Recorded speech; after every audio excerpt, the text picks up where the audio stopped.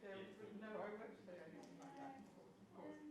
Put appetites this morning for new head department. Oh, really?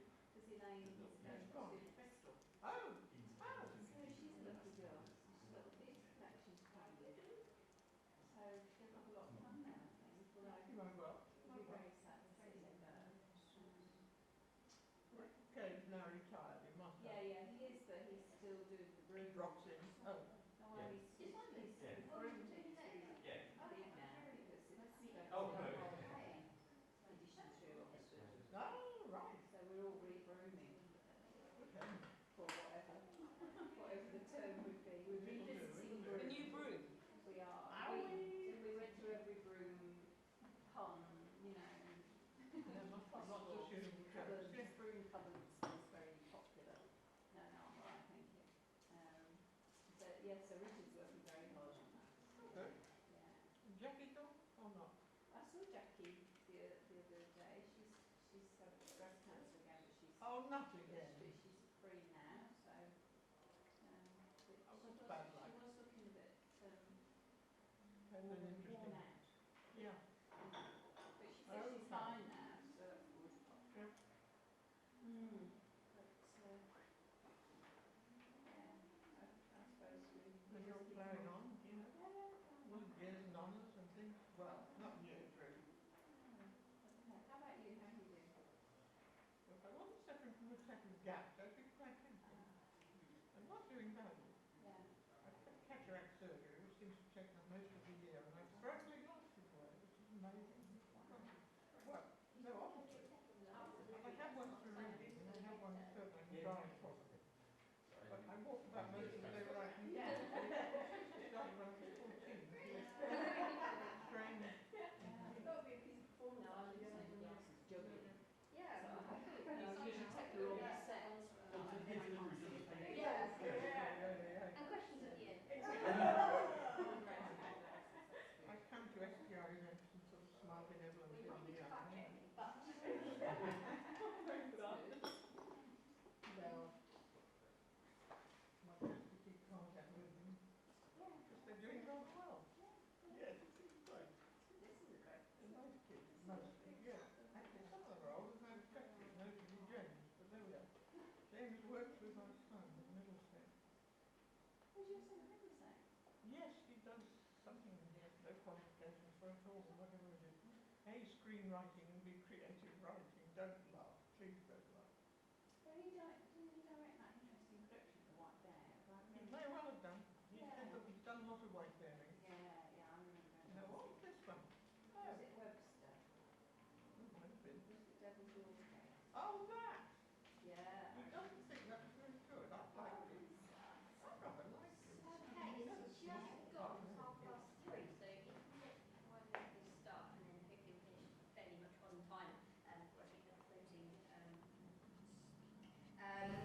So we've got 3 wonderful papers on time and identity, and 3 guys are sitting in front of me. We've all made friends, that's lovely. And first up, if that's okay with you, is Dr. Chris Dingwall Jones, and he's from St Stephen's House, University of Oxford. I was going to read out just a little excerpt from each of their abstracts, so we've got something of a taste before we get going. I'll introduce each speaker as we go along. They've got 20 minutes, and if it's okay with the speakers, I'll do sort of like a 5-minute wave, friendly, and then a 1-minute sort of sterner, and then really it now. Okay, so Chris's paper, as we can see up here, is called, so apologies, I'll put it on my phone, 7 times a day I praise you, and it's Christian liturgy and the temporal performance of identity. And just a small excerpt then. So by reflecting on my own experience of life in a religious community, the paper will suggest that while this top-down model that is going to discuss offers a means of institutional control, the diversity of approaches to daily practice which now exists, as well as the local diversity which has always existed, provide a more sort of complex picture on what's going to be discussed. So it's sounding great. And I'll hand over to you. Oh, hang on a second. Let me set the clock. Ready? Steady. Go. Okay, so this is something between an academic analysis of daily prayer and its function as a performance of identity, and a personal reflection on 2 years within a Christian community which practices daily prayer. So for the last 2 years, every day I have had prayer at 7:30 in the morning and at 6 o'clock at night as part of a theological college in the Church of England. So a word of autobiography will set the scene. In 2014, I submitted and defended my PhD thesis, which looked at the representation of mental illness in modern British theatre, and looked at performance studies, modern cognitive science, and spatiality. In 2015, I was recommended to train for priesthood in the Church of England and moved to St Stephen's House, which is a theological college known for a rigorous approach to liturgy, as well as a reputation, not entirely deserved, for theological and social conservatism and a preference for high camp. This is the chapel in the college, and if you don't believe me about the reputation for high camp, this novel by A.N. Wilson, who was a student there, I'm reliably informed, is fairly accurate as a description of what the place was like in the 1970s, and it involves a large amount of intrigue and liaisons between students and all sorts of debauchery. It's not quite like that anymore. But there's also an article by Martin Stringer entitled Of Gin and Lace, which argues that the whole of the Anglo-Catholic or High Church movement that the college is part of is just a complex exercise in drag and repression. Although I can't expand on this particular aspect, there is an extent to which these past histories do shape the self-representation of at least some of the student body, which is an interesting way in which the time that has passed in the college has marked the students who are there now. All the teaching and training done in the college is underpinned by the daily rhythm of prayer, as I've mentioned. This framework is present at other Anglican theological colleges, but it is compulsory at St Stephen's House in a way that it's not always the case in other colleges. It's interesting to be giving this paper in a space which is marked by similar rhythms of prayer, given the history of this building and the pictures of nuns at photocopiers. Are they photocopiers? No, they're ovens. Nuns at ovens behind us. So the explicit model for the college is the 17th century French Roman Catholic seminary at Saint-Sulpice. This institution was designed to inculcate a depth and single-mindedness of faith, and an understanding particularly of the role of priesthood in 17th century France, when religion had become decadent and all of these things. And this prayer by the founder, Jean-Jacques Ollier, suggests something of the extent to which identity is supposed to be formed and shaped by life in a seminary. Come and live in thy servants, fullness of thy strength, all of these things, this idea of a complete conversion and change of personal identity.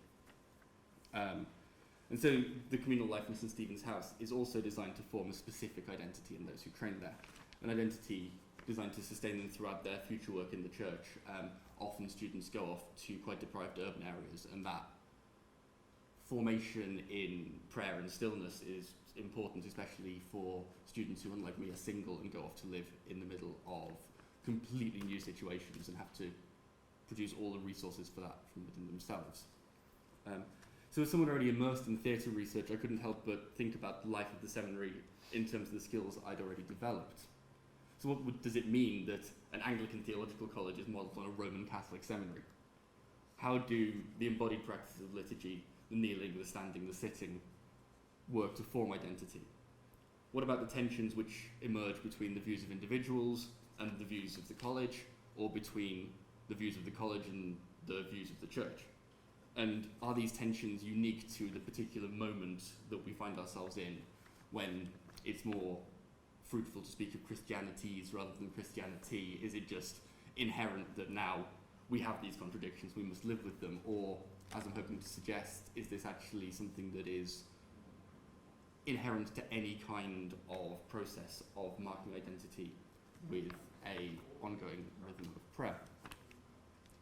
So this paper is going to attempt to sketch some approaches to these questions, and I'm just throwing ideas out. This is a reflection, and so any responses that you might have to what I've said will be very helpful in clarifying my further thinking. So I'm going to start by giving a brief history of the Divine Office, or the Liturgy of the Hours, as well as a definition of what liturgy might be, full stop, and looking at the explicit ways in which the Church marks time. And I'll suggest that this rhythm of daily prayer provides a surprisingly resilient framework within which both conformity and resistance and continuity and rupture can be held together in a creative tension, and that this isn't unique to the present day. So in this context, it's probably worth giving a background to what liturgy might be. So in its simplest sense, the Church of England defines liturgy as the patterns, forms, words and actions through which public worship is conducted. We can already see that we're thinking of something like a performance through that definition. It's a complex of words and actions relating to a public event. There's something inherently put forward and offered to people that goes on in liturgy. Adrian Fortescue, who's an important figure in the study and practice of Roman Catholic liturgy, notes that the term liturgy finds its origin in the kind of public service expected of wealthy Athenian citizens. So there's a sense of duty embedded in it as well, which fits in with the kind of daily obligation of the office.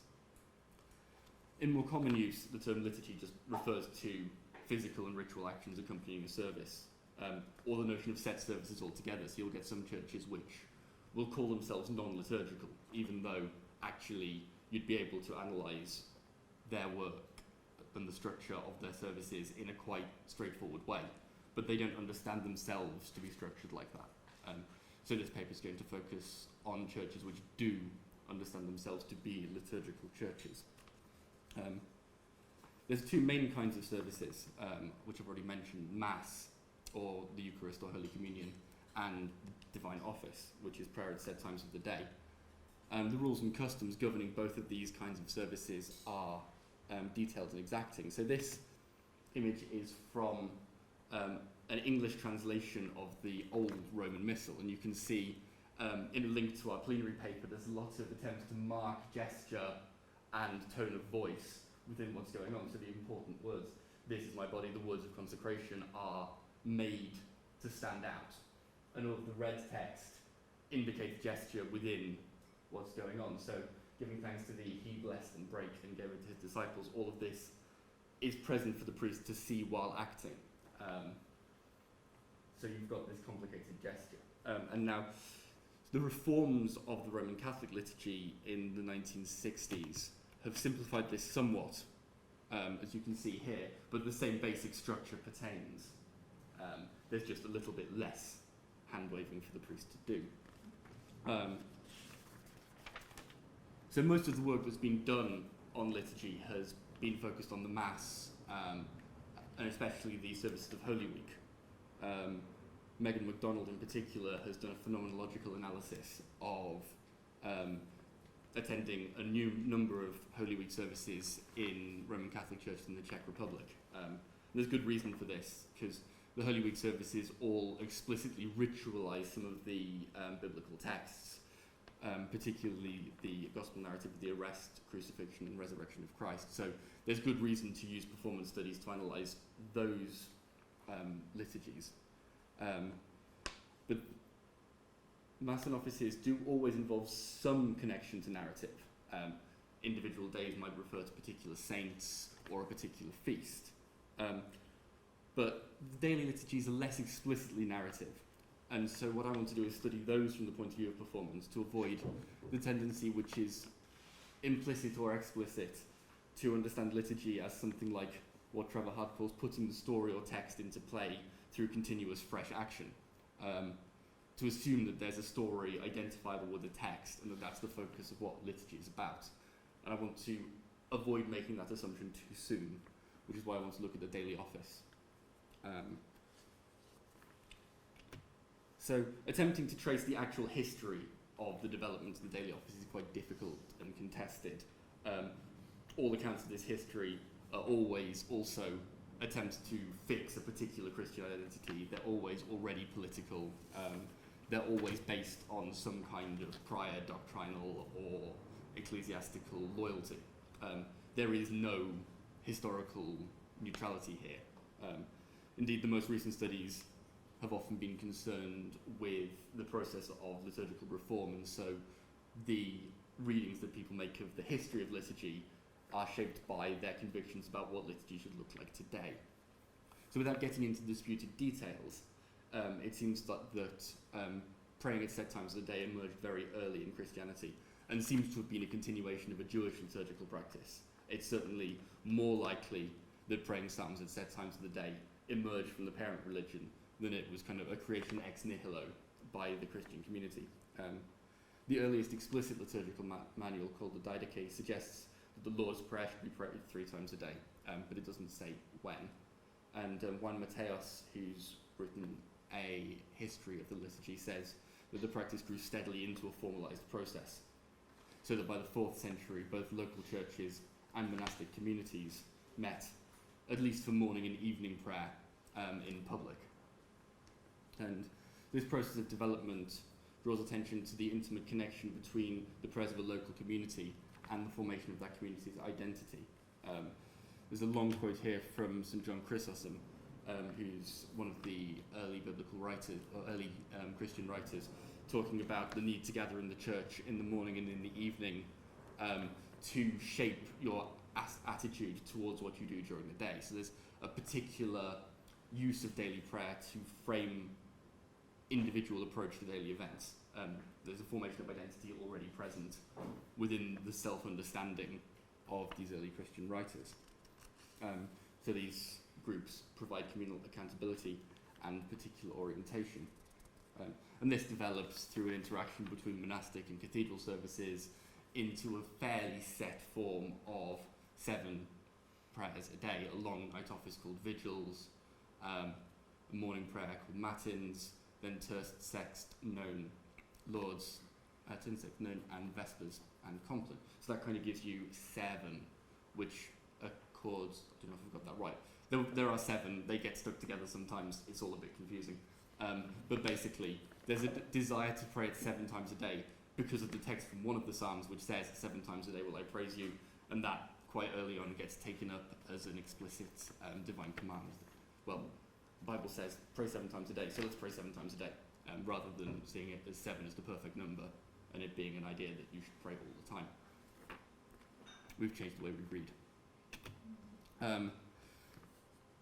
So early on, the office was a local affair.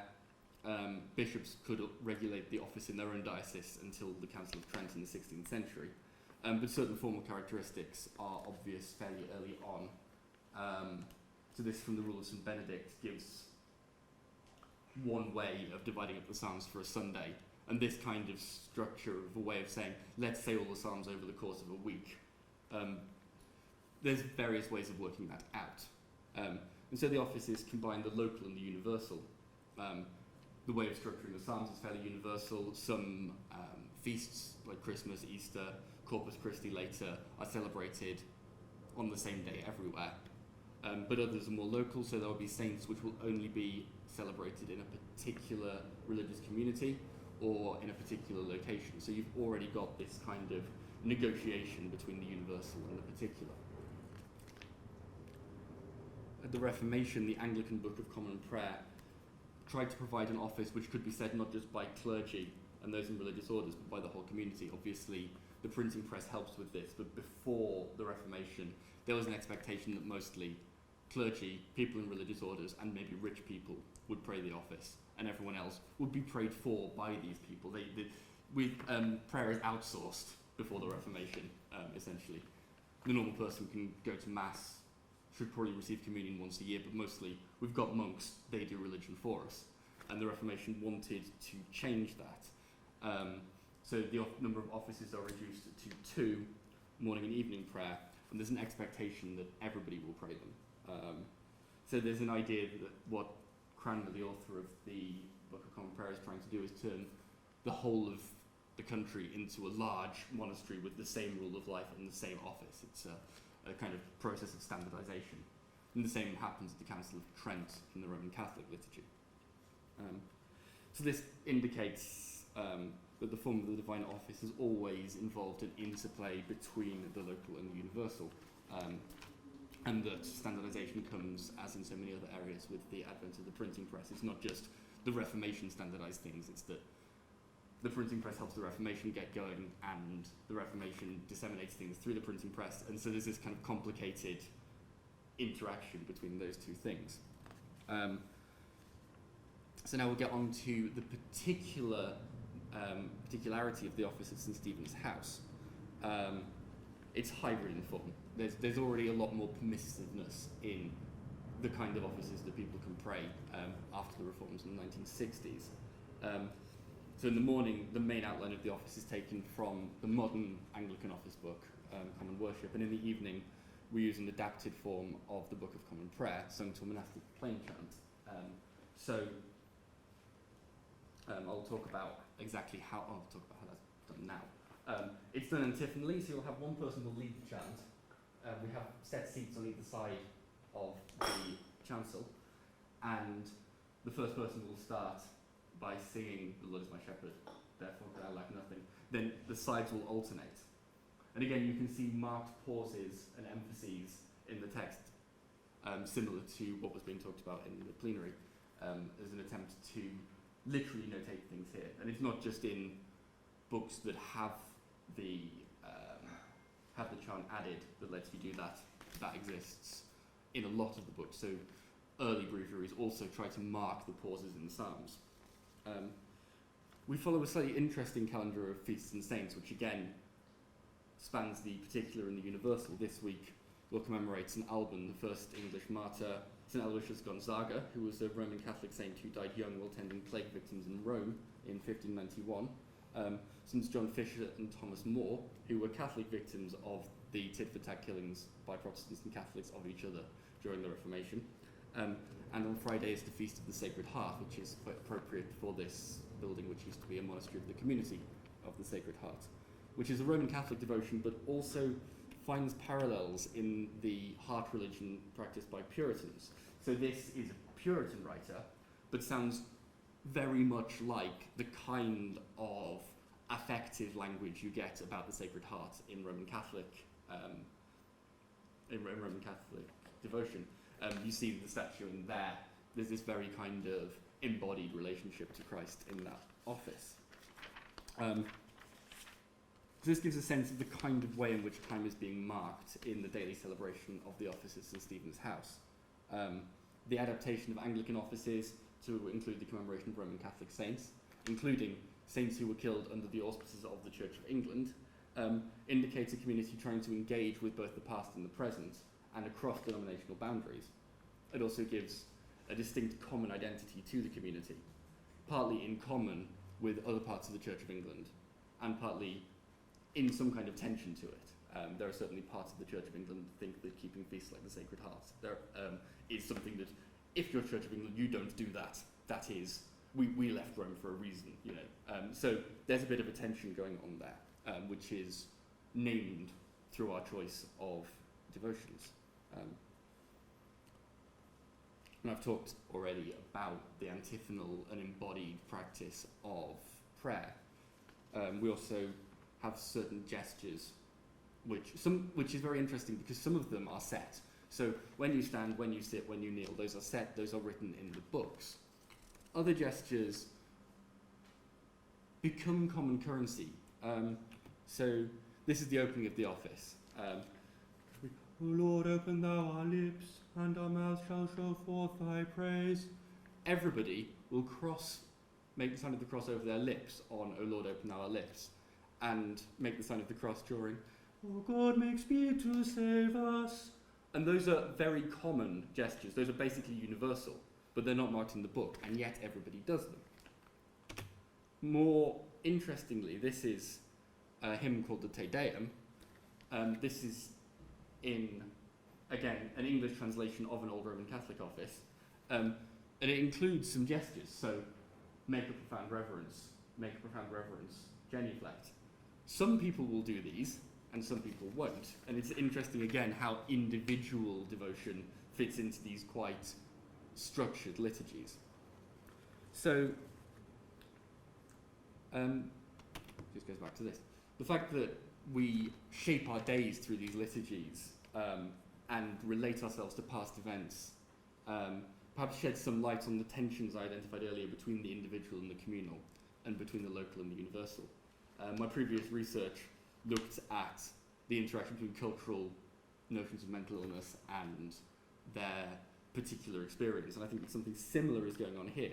Local engagement with history through the calendar is combined with a shared gestural and spoken or sung language to give a particular local shape to a shared liturgy. and also the particular vocal strengths and weaknesses of each individual and the particular character of their gestures means that the local community is truly local and concrete rather than being an abstract notion of community. And we can't just put this down to the idea of incarnation, as some theologians do. They say, oh yes, well it's incarnational, which is fine, but it's not simply that liturgy puts flesh on the text of Scripture, just like Jesus is God incarnate. Rather, this radical particularity of the local congregation both performs and creates a community. This isn't a modern innovation, but it's central to the very notion of praying together in a set way as a community. So thus the Christian Divine Office allows time to be performed over time, bringing past events into the present narrative of a specific community, linking that community to other related communities, and marking it out as a specific community over against those related communities. And what I hope to do in the future is to be much more detailed about my study of this and look at notions of kind of audience and participant and performer and celebrant and recipient and how they might kind of sharpen some of the analysis here. So what I've tried to do is just give a huge overview. So any questions later will be gratefully received. Thank you.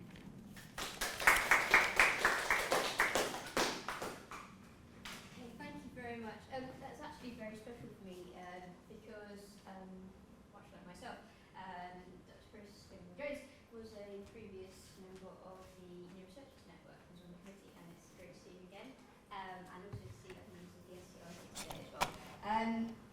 So our next talk, which I'm very much looking forward to, is by Corrinne, am I saying it's at Furness, is that correct? Yes, that's correct. Perfect, from the University of Birmingham. And its title, as we can now see, is I know all Hamlet by heart, Fracture and Time and Identity in Royal Shakespeare Company's community plays. And the plays that you're focusing on, I believe, is it the Dylan Queen and Mary? Oh no, the Dylan and Mary after the Queen. Yes. Okay, and to just give a very small preview, if you like. So this is part exercise in drama archaeology, part defiant response to the political climate of the UK in the early 1980s. We'll see arguments that the plays repeatedly fracture their historical source material to consider not only the moment of their production, but also the possibility of an alternative narrative of national identity to that usually associated with the RSC. Thank you. Okay. So in 1983, the Royal Shakespeare Company embarked on its first ever large-scale professional amateur collaboration, The Dylan, following it in 1985 with the companion play Mary After the Queen, and it's probably unlikely that you'll have heard of either of those. The idea was of Barry Kyle, the then artistic director of The Other Place, which, if you're not aware of the spaces in the RSC, so it was the studio space, which at the time was referred to with some pride as the Tin Hut. And though these plays are now largely overlooked in the history of the RSC, they are important. They are part exercise in dramatic archaeology, part defiant response to the political climate of the UK in the early 1980s, and they repeatedly fracture their historical source material to consider not only the moment of their production, but also the possibility of an alternate national identity. The following is something of a whistle-stop tour of these plays, where I, very much like Chris, actually throw out some ideas to see what sticks. So, though a new way of working with the RSC, the Birmingham Post summed up the intention to produce the Dylan as being no less than radical, and one Stratford resident compared it to contemplating space travel. The plays undoubtedly owe a debt to the work of Angelico. Already a successful playwright, from the late 1970s onwards, Jellicoe created a series of community plays, basing herself in a series of towns and creating productions which sought to engage not only with a small group of professional actors, but as many local people as possible. In creating these productions, Jellicoe was very clear about the two crucial elements involved in their success. Firstly, there was the need for the play to be original, so that it will provide an enormous sense of occasion, something unique. Secondly, the story should be rooted in the history of the community of performance, so that the past is brought vividly alive in the present, to establish a powerful feeling of historical continuity. It is impossible to write a play, even one set in the remote past, which is not actually about the present. And that is Angelico writing in the mid-80s. 40 years later, this sort of model that Jellicoe created, or sort of brought to prominence, is still the dominant mode of community theatre. And the RSC's two 1980s plays follow this. They're both original and explicitly connected to historical events in their community of performance. To the director Kyle crucially added the place of Stratford itself, staging the Dillon as a promenade production with the town as its backdrop, and Mary after the Queen in an industrial estate, far removed from the picture postcard images of the town. In case you want some picture postcard images of Stratford. So the place of Stratford-upon-Avon is already one subject to slips in time. It is, of course, a Victorian approximation of a Tudor market town, where you are never more than a few metres away from, if not the man himself, then certainly the Shakespeare narrative. It is, through conscious choice, a town populated by ghosts. And this imagined past of Shakespeare operates on Stratford's identity in some of the same ways it operates on national identity. It smooths, reduces, obscures. So Stratford becomes a place of swans on the Avon, of Shakespeare's birth and death, of our national poet and one of our national theatres, a picturesque and perfect image of an England which never really existed. Most often viewed by tourists, the locals who do appear are most readily seen through the prism of fee-paying schools and large townhouses, something which continues to obscure to this very day. As well, I think for all the apparent wealth of Stratford, in February our food bank ran out of food due to the upsurge in users, so there still is this quite big divide.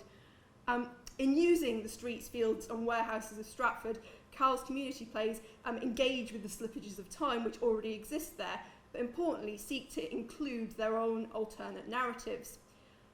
Equally, as observed by Jellicoe, in contesting past identities, the community plays open up a space to contest the present. Woven into the very fabric of staging a community play during the 1980s is a tension with the prevailing political discourse. Though it be 5 years after the first staging of the Dillon, when Margaret Thatcher famously proclaimed that there was no such thing as society, it remains, to stage a community play, you have to believe there is such a thing as community. And though this on its own is not enough to question a political debate, it remains that at the core of the community play, its very form holds the possibility of challenging identities. So having kind of whizzed you through some background, let's move to the plays themselves. So first up, the Dillon. This is the production which emerged from an oral history account of the Dillon, Memories of a Man of Stratford-upon-Avon.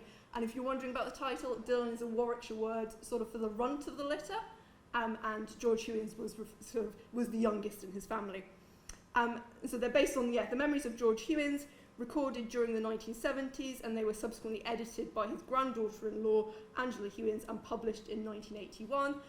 To some success, the Oxford University Press subsequently republished them.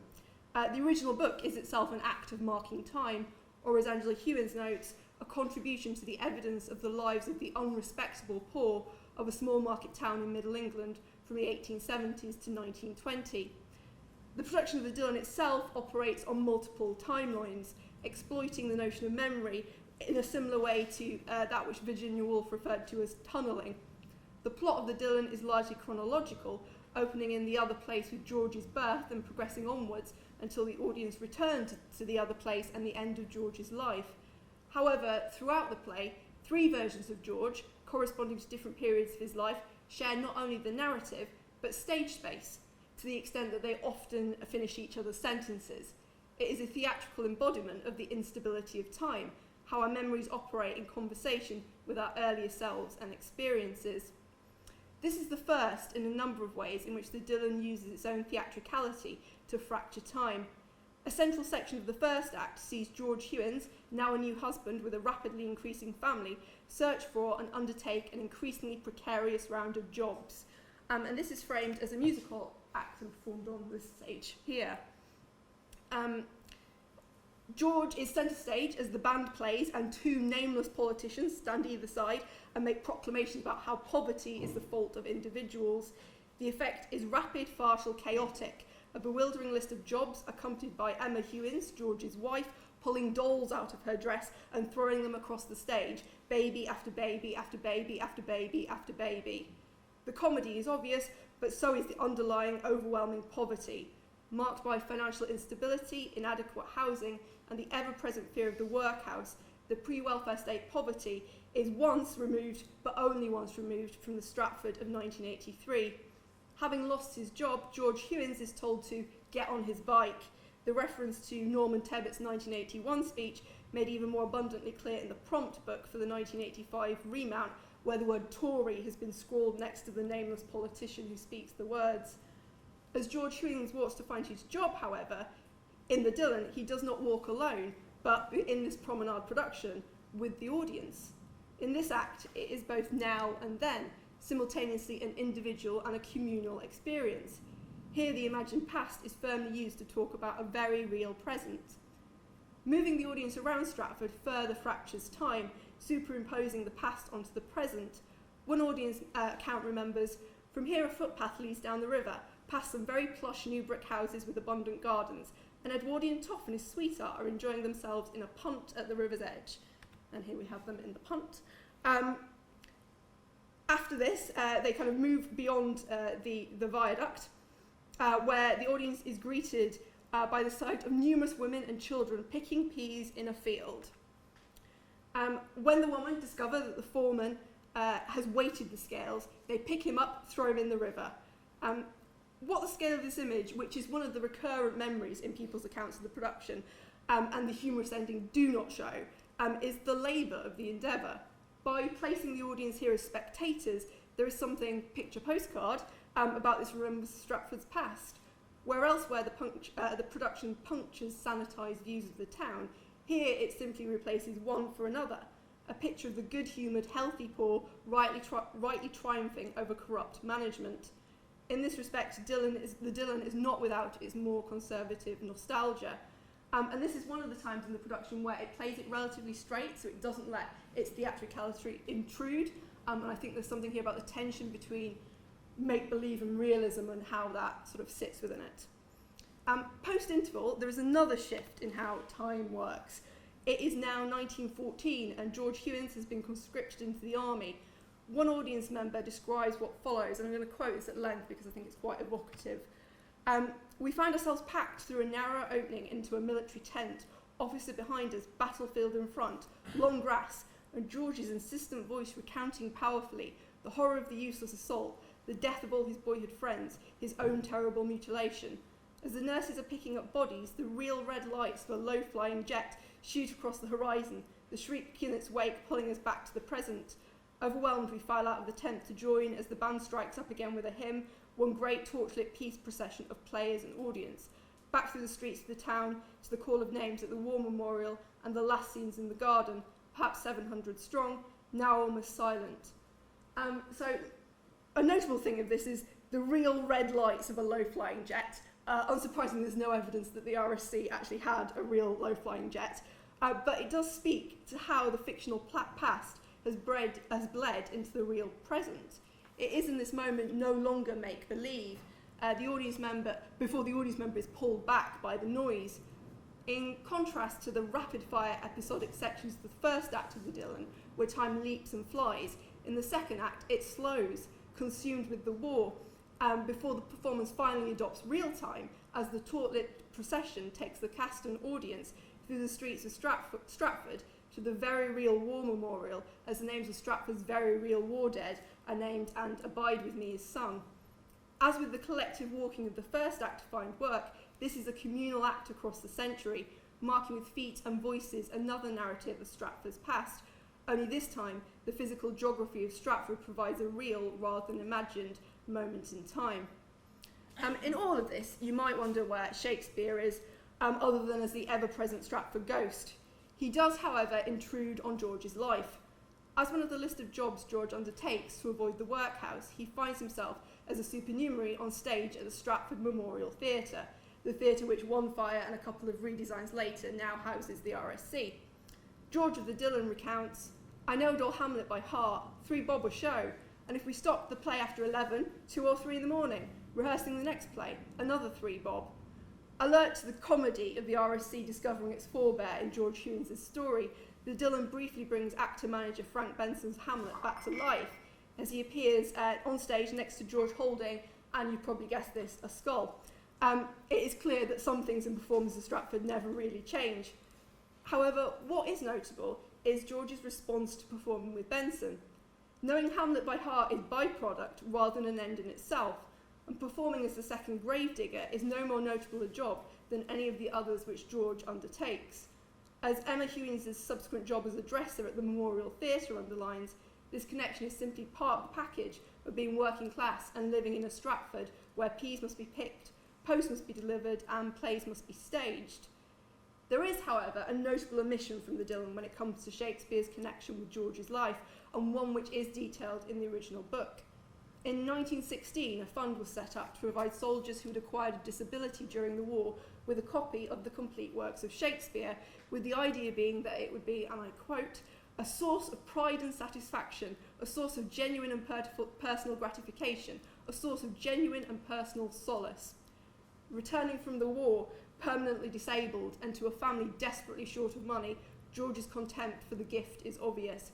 He gave me a book, the complete works of William Shakespeare, a book. Somebody had written inside, it is hoped that this will always keep you in mind of the true greatness and glory of the cause for which you have fought and suffered. In including the comical, self-referential Shakespeare of George's life, but excluding the nationalist, elitist, and woefully inappropriate Shakespeare, the Dillon might fracture time to successfully challenge perceptions of Stratford, but it does not do the same for Shakespeare. So now I'm going to move on to Mary After the Queen. Such was the perceived success of the Dillon that it was performed again in 1985, this time alongside a companion play, Mary After the Queen, which explored the life of Mary Hewins, one of George's daughters. If much of the geography of the Dillon would be familiar to present-day visitors to Stratford, then that of Mary After the Queen is one entirely absent from the tourist trail. It's staged in a warehouse on the Birmingham Road, which is now sort of where the industrial estate is. In that respect, both geographically and metaphorically, it takes the RSC further out than the Dillon. The River Avon never interrupts this version of Stratford, and equally, there is no Shakespeare here. Like the Dillon, the play takes a chronological approach to Mary's life, following her from birth, where she's named Mary, after the Queen, to her old age. Its form, however, resembles that of an early 20th century pageant, a series of moments told often in a highly stylised manner, with more than a hint of underlying nationalism. This gives Mary's story, for all its apparent ordinariness, an epic quality. Even a workers' trip to Blackpool becomes an elaborate beach ball ballet, played to the strains of Lullaby of Broadway. Unlike in the Dillon, where when war arrives, it remains firmly off stage, though its impact here is also clear. Mary's sweetheart is killed and she is left, we subsequently find out, as an unmarried single mother. It is a stylistic approach to history, which is neatly expressed by the Sunday Telegraph's Francis King, who noted that whilst the Dillon is an unlikely collaboration between Charles Dickens and music hall star Mary Webb, Mary After the Queen seems to be the result of a no less unlikely collaboration between D.H. Lawrence and the romance novelist Catherine Cookson. The critical response to Mary After the Queen, far more than that received by the Dillon, brings into focus whose time we choose to mark. Michael Billington's assertion that Mary's story is interesting, but nothing like the heroic struggle against daunting odds experienced by her father, is one of the gentler responses to the production, with Eric Shorter in the Daily Telegraph asserting that Mary scarcely seems worth all the trouble taken to stage it. Notably, both Billington and The Observer's Robert Hewinson suggest that the distance between the Stratford of the Dillon and the present-day Stratford make it easy to engage with, whilst the direct connection with the world of Mary, much of it only 30 years or so before the performance, means this is disruptive rather than informative. If a gap of time is required, then how big should this gap be? However, the elephant in the room here is clearly gender. George Hewins is entwined with a large-scale, recognisably national public narrative. Mary's narrative is firmly private and personal. It does not automatically appear to be asking you to think about wider identities. Therefore, the subtext of the professional reviews, and they are all written by men, is that it does not merit its epic staging. In contrast to the professional male voices writing for the national press, the Stratford-upon-Avon Herald provides the amateur female voice, that of a local resident, Betty Smith. It's Smith who finds the political in Mary, seeing as a story not of a heroine, but of those who raise their voices in frustration on every occasion. In fracturing the historical community play with a central story that we would not expect to find there, Mary After the Queen challenges whose history is remembered.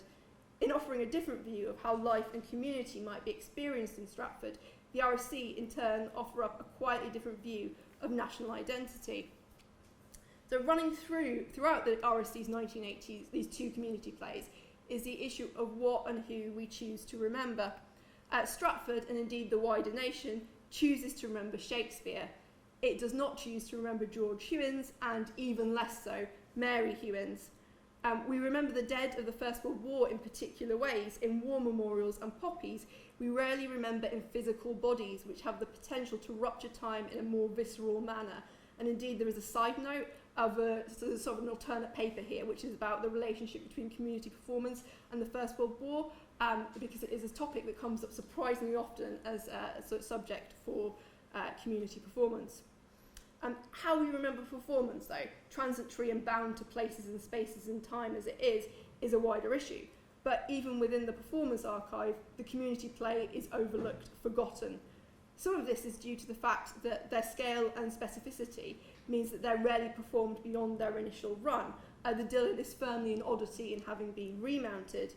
More pertinent, however, is the 70 years of cultural policy which have entrenched the professional-amateur binary, with excellence tied firmly to the professional artist, meaning that community plays are perceived as being of a lower artistic status and therefore less valuable in terms of preserving and writing and talking about. Against this, these plays are often remembered incredibly strongly by participants and audience members from the local community. One participant who was in both of the shows in 1985 told me, "It's over 30 years now and I still feel I haven't got over them." Beyond the wider archive, however, there is an issue of institutional memory.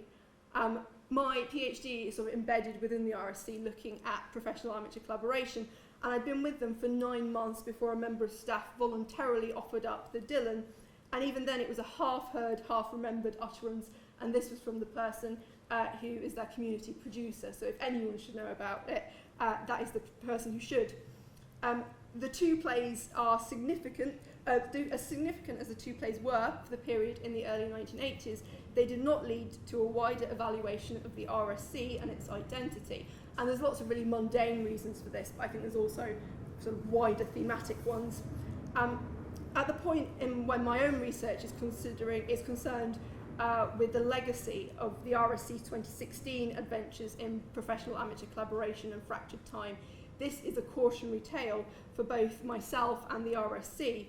If we are to truly fracture time and challenge identities, then like Jellicoe's conception of the community play, we need to consider who we were before. Thank you.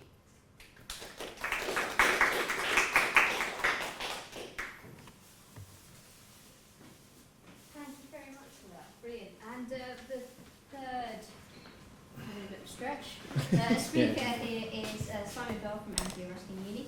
And the title today is Retrogardism, Remythologizing the European Traumatic Historical in the Present. Wow. And there's another mouthful coming up, which is a performance art collective, because this paper proposes the work of the Slovenian performance art collective, who I'm only going to call NSK, and I'm hoping that you can develop that. Just to finish off from our brief introduction then, the NSK, and more specifically its subgroup, is it Labai?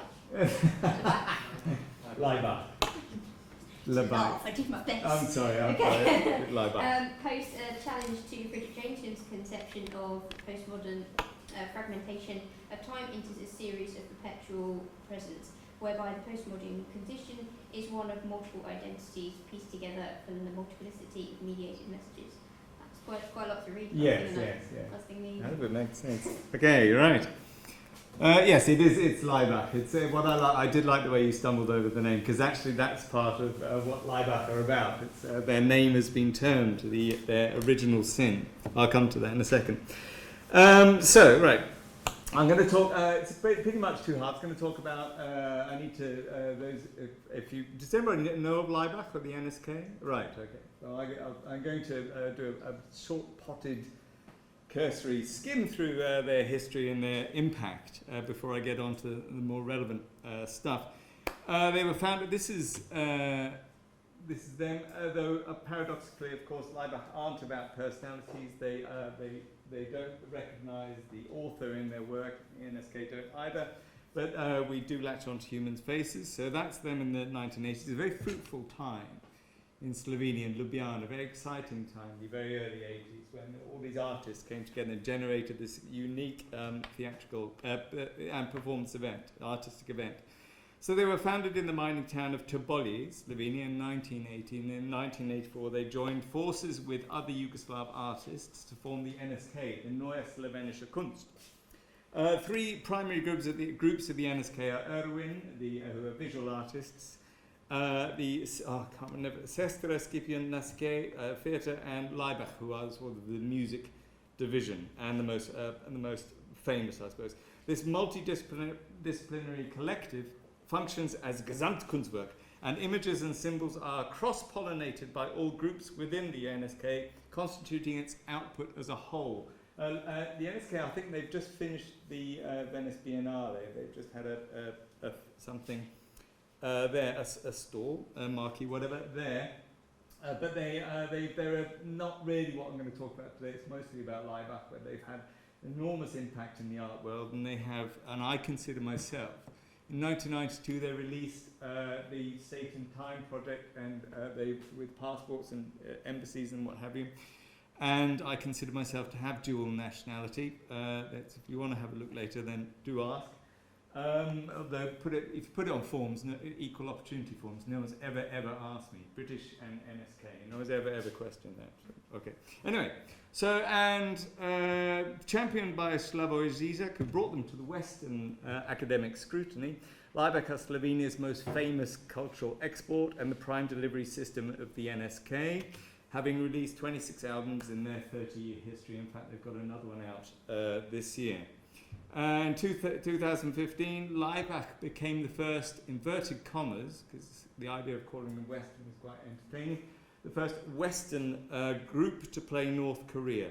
And there they are in North Korea, although, of course, Leibach are more of a concept than as a group of people. So they are widely considered Europe's most controversial, inverted commas again, rock band, although paradoxically, it can be argued, in fact, no, I'm just going to state it, that music is incidental to Leibach Kunst in the same way that Picasso isn't about paint, it's just the medium they choose.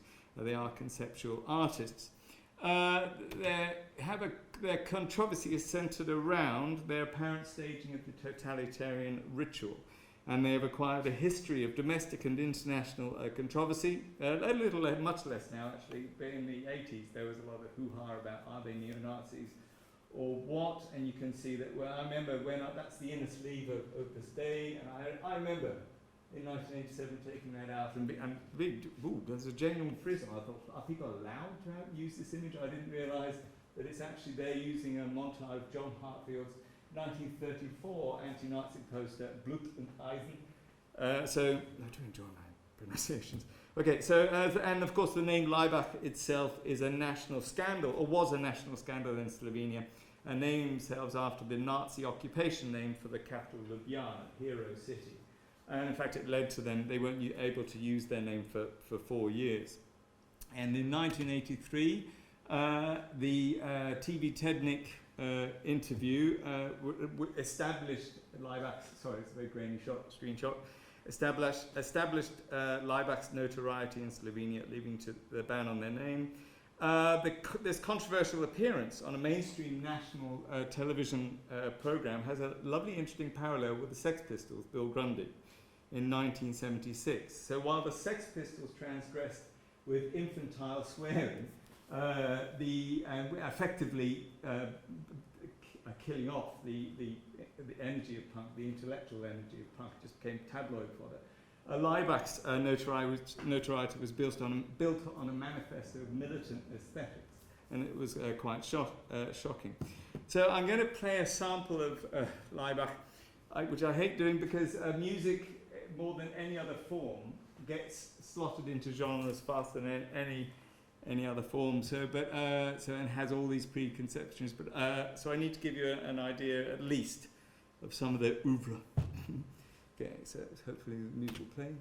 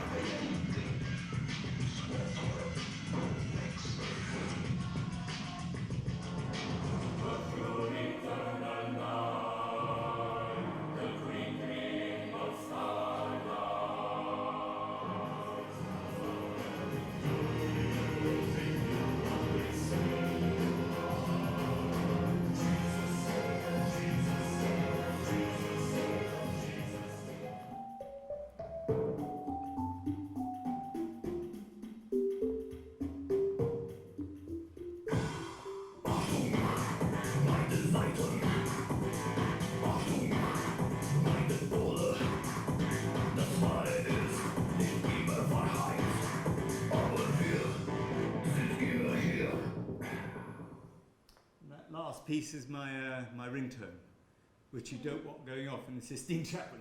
Silenzio! The Italian policeman shouting at me. It went off and my girlfriend was ashamed. But okay, nothing like Laibach saying Achtung at you to get you to answer the phone. So in this selection we heard, you can see it's a process of intertextuality. They're using the immediately accessible popular music as their medium to talk about the politics, the ideology within popular culture, if you like. I've condensed a lot there. But it's a process of intertextuality where we have, in that you had Tito speeches sampled alongside Liszt, Slovenian partisan songs, digital bricolage, interpretation of Western rock anthems and Bach fugues, Goddard films and Andrew Lloyd Webber. And this is all text for recoding within the Laibach Kunstmaschine. I haven't got time to go into it now, but they don't use the word, they don't use the phrase cover versions. They don't recognise the original. They would be termed new originals. They don't do they don't do cover versions in that way. Okay, so, and this is their fantastic performance in 2012. The Take Modern Turbine Hall, which was extraordinary, on the other side of this. This is why I've overrun in these papers, because I have to explain them. So do keep an eye on the time. But just behind this, you've got, Hearst's Diamond Skull in its high security box and everything. And what I liked was that you could say that was quite on the other side of the turbine hall at the same time exhibiting. And the antler motif, if you like, that occurs throughout Laibach and the NSK, is infinitely more tricky to pin down than Hearst's skull, which I quite liked in terms of textual reading. But the central tenet of Laibach and the NSK is retrogradism, and this is fantastic. It's fascinating aesthetic dynamic. So it's a process of bricolage, the artistic practice of montaging found objects. And so in the retrogradism, the iconography of Nazi Kunst is juxtaposed with that of socialist realism, religious imagery, icons of Slovenian national identity, and Volkish sentimentality, and it's come together in this magnificent crest. And all of these have different references. There you have industry, you have religion, there you have you've got the antler motif again, you've got the NSK. This refers to Mount Triglav. I think there's reference to the theatre company as well in there. Although they are separated from their original historical context, their power remains intact. They are re-mythologized, and that's crucial. The crucial part of retrogradism isn't looking back into the past, which we'll come into. And here's further examples. So in demonstrating the collusion of art with power, so this is, you can see they're taking the Nazi Strength Through Joy poster, and they're using it for sympathy for the devil. There's some Lenin, and there's Malevich between two wars. You've got some Russian suprematism, and then you've got some, I think that's a Brecker statue there, Hitler's favourite artist or sculptor. So you have retrogradism identifies with the historical avant-garde at the moment of its traumatic assimilation with totalitarianism. The Russian avant-garde suprematism is axiomatic to retrogradism, and the icon of suprematism, Malevich cross, replaces the swastika in the Laibach ritual. So, and you'll see when people get in there, at the performance in November, there'll be people in the crowd wearing the Malevich cross as armbands, referring to the aesthetic dynamic of this extraordinary group. So this aesthetic system cannot be assimilated into the hegemonic Western aesthetic discourse. It's often misrecognized in the West. It's very blinkered how they do this, as postmodern, playful or ironic. There's nothing playful about what they do. This is a historical continuum that's fundamental to Central and Eastern European understanding of history, which is what my approach in terms of time, this symposium. So, and that's what I quite like about that was a genuine ecclesiastical, genuine clergy, and they're carrying what they're doing. This is again Malevich between two wars by NSK, and they're giving the status of icon. And in fact, when it's exhibited, it's usually exhibited, especially in Malay, as in a reference to Malevich in the upper corner, which is where the traditional place for the icon. But then you can make, and this is made of coal. These corners, they're great, enormous, great big, massive, great big works of art. They're very powerful. Yes. So the retro avant-garde is not Baudelaire's notion of playing with pieces of history, and in fact, so ineffectually does Western aesthetic discourse apply to Eastern Europe that Slovenian cultural theorist Marina Grisnic has suggested the neologism aesthetics, which I found very useful to describe what Laibach do, which is an attempt to define an approach to aesthetics independent of the Western discursive field, which is obviously dominant. This problematic iconography with advanced capitalism can only relate to as offensive kitsch. It's not dealing directly with those energies. It makes these unpleasant energies of socialist realism, Nazi Kunst. It puts them in a lovely cozy box of either history or kitsch. It's not directly dealing with these unfortunate problematic dynamics. So these and they function within Laibach and the NSK as Duchampian ready-mades. And in the words of the NSK collaborator Ada Chufa, who's written a lot on theatre, traumas of the past affecting the present and future can be healed only by returning to the initial conflicts. And this is actually this 1981, I think it's the very first Laibach action. I think there's a Slovenian custom of sending New Year's Eve postcards. I think this was sent out by one of the founding members of Laibach. It's not, however, just through a complete reenactment of the totalitarian ritual that Laibach and the NSK recapitulate the past, but also by directly referencing the 20th century avant-garde, primarily futurism, constructivism, and suprematism. And in similar vein, the NSK are a collective with manifestos and mono-statements that deal in apparent grand utopian absolutes, again. So perhaps with the retro avant-garde, it's perhaps not so much the shock of the new as the shock of the old. So Frederick Jameson berates the parodic art of the West as being simply narcissistic. And when I say West, I'm using these terms rather loosely. They're enormously politically difficult terms to just stretch around. By West, I actually pretty much mean Anglo-American West. So it's an indictment of consumer capitalism itself, an alarming pathological symptom of a society is becoming capable of dealing with time and history. Sorry, Koons, to pick on you, but I think he is symptomatic. In contrast, Laibach's retrograde actions are not postmodern parody or pastiche, but reflect an active, traumatic historical. In the words of Johannes Beringer, fascism may have been militarily defeated in the last war, but it has not been symbolically destroyed nor deconstructed, as we can see. It's manifesting itself in other ways now. Okay, so the Western press have a real issue with Laibach and the NSK because they tend to insist on finding humour in Laibach. But repeatedly, not only that, but they insist that Laibach find themselves funny. It is an express attempt to render comfortable the provocation of incongruously overt grand utopian narrative form. So I'm going to paraphrase it horribly here, but we're very blinkered in the Anglo-American West, and we still think, for example, we won the Second World War. We didn't. The Russians won it, and the Germans lost it.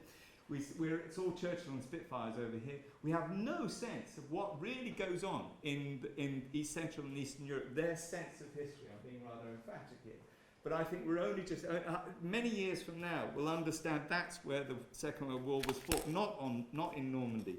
I'm thinking of Tim Schneider's fabulous book Bloodlands at this point. So I'm going to skip through just a second, so I don't run out of time. But I'm going to talk about the way that Laibach operate as a countercultural position, if you like, for the contemporary position of the cynic, and it's Peter Sloterdijk's point that the cynic has become the default setting of contemporary capitalism. Contemporary capitalism, advanced capitalism, has fully assimilated the rebel. 2009, this chap is. He's what is he? Scruffy, unsmiling, his arms across.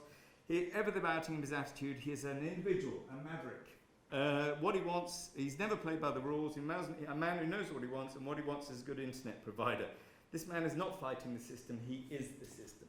So then you get, I'm sorry to pick on Johnny and Iggy there, but he's advertising butter, and then we've got Iggy Pop doing car insurance. So there's a sense of, it's pretty much sort of advanced capitalism there's no outsider position anymore. So we're not taking our politics seriously. So then you get these ghastly people like that Trump maniac in America, because people aren't taking politics seriously. I'm hoping for a revanchism on that in that way.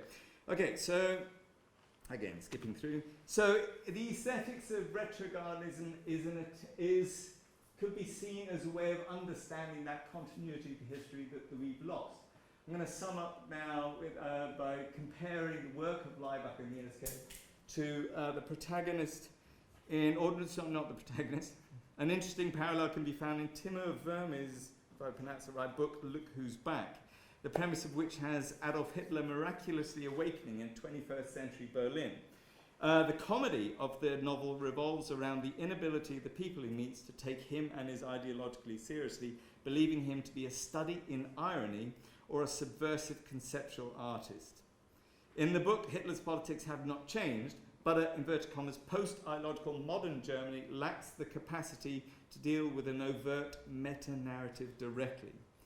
As Lev Kreft wrote in his contribution to the 2009 Leibach Kunst exhibition catalogue, in old times a rose was kitsch, nowadays Weltanschauung is kitsch. And in the words of Leibach, in art morality is nonsense, in practice it is immoral, in people it is a sickness done. How did I do? Did I get 19 minutes, 4 seconds. Thank you very much. personal best?